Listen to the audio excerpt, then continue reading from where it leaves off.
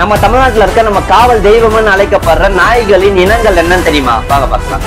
மதுரை ராஜபாளையம் நாயினம், கன்னி சிப்பிப்பாறை நாயினம், கொம்பை நாயினம், ராமநாதபுரம் மண்டை நாய்கள் இனம், இந்திய பரிய நாய்கள் இனம், அலங்கு நாயினங்கள் அழிந்துவிட்டது.